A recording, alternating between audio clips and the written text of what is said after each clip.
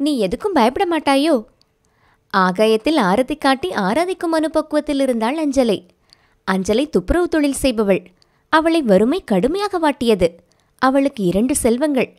1954ஆம் வருடம் நடமாடும் தெய்வமாம் காஞ்சி மகான் பாரதமெங்கும் தமது புனித யாத்திரையை மேற்கொண்ட போது இந்த பெண் வசிக்கும் கிராமத்திற்கும் விஜயம் செய்தருளினார்.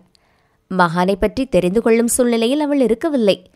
நம்ம ஊருக்கு ஒரு சாமியார் வந்து தங்கியிருக்கிறாரே, அவரை பார்த்துட்டு வரலாமா என்று நடமாடும் தெய்வம் முகாமிட்டிருந்த இடத்திற்கு வந்தாள். தன்னுடன் தன் 2 பாலகர்களையும் அழைத்து சென்றிருந்தாள். பக்தை என்று குறிப்பிட முடியாத அந்த நிலையில் ஏதோ பார்வையாளராக வந்தவள் மகானை பார்த்து வணங்கிவிட்டு தன் பிள்ளைகளோடு நகர எத்தனித்தாள். பேர் என்னன்னு கேளு. மகானின் உத்தரவு.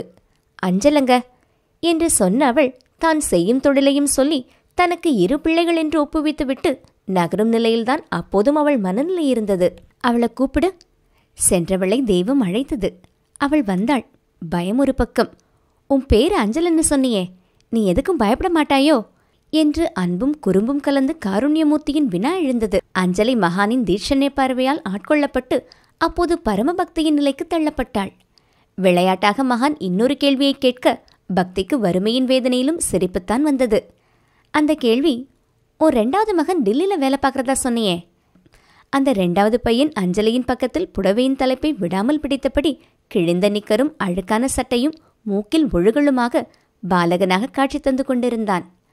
இந்த கேள்வியை கேட்டு அஞ்சலை பதில் சொல்ல முடியாமல் நின்றாள். மகான் அவளுக்கு பூர்ண அனுகிரகம் பொழிந்து அனுப்பினார்.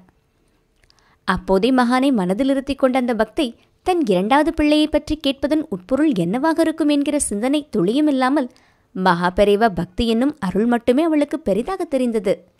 தினமும் குளித்து முடித்துவிட்டு கற்பூரத்தை வெளியே சூரியனுக்கு காட்டுவாள். மனம் நிறைய மகான் இடம் பெற்றிருந்தார். அவர் படம் கூட அவள் வீட்டில் இல்லை. தனக்கு அந்த அருகதை இல்லை என்று தன்னை சமாதானம் செய்து கொண்ட அவள் எந்த பக்தருக்கும் தோன்றாத எண்ணமாக எங்கும் வியாபித்திருக்கும் மகானை ஆகாயத்தில் ஆராத்தி காட்டி ஆராதிக்கும் மனப்பக்குவத்தில் இருந்தாள். வாழ்க்கையில் படிப்படியாக வந்த சிரமங்களை பயமில்லாமல் எதிர்கொண்ட அஞ்சலை சுமார் 25 வருடங்களுக்குப் பிறகு 2008ஆம் ஆண்டு திரும்பவும் அந்த ஊருக்கு ரத யாத்திரையாக மகானின் உற்சவமூர்த்தி வந்தடைந்த போது பேரானந்தமடைந்தாள். பெரியவர் நம்ம விட்டு போகவே இல்லை அப்படி நினைக்கிறவங்க அந்த தெய்வத்தை புரியாதவங்க. அந்த ரதத்தில் மெய்யாலுமே அவர் வந்திருக்கிறாருன்னு நான் நிச்சயமா சொல்லுவேன் என்று ரத யாத்திரையோடு சென்றவர்களிடம் தனது பக்தியை அஞ்சலை சொன்னாள். அவளுக்கு பக்கத்தில் 27 வயது நிரம்பிய அவளது இளைய மகன் கிராமத்திற்கு வந்திருக்கிறான். மகான் ஆசி வழங்கிய பாலகன் இவன்தான். மகான் சொன்னபடி அவன் தலைநகர் டில்லியில் மனிதவள மேம்பாட்டுத்துறை அமைச்சகத்தில் அதிகாரியாக இருக்கிறான். இப்போது அவனது மகனுக்கு முடியிறக்க கிராமத்திற்கு வந்திருக்கிறான். இதை அவள் விபரமாக சொன்னபோது அன்றே அவன் டெல்லியில் வேலை பார்ப்பதாக சொன்ன மகானின் அருளாசியை நினைத்து ஊர்வலத்தில் சென்ற பக்தர்கள் பரவசமடைந்தனர்.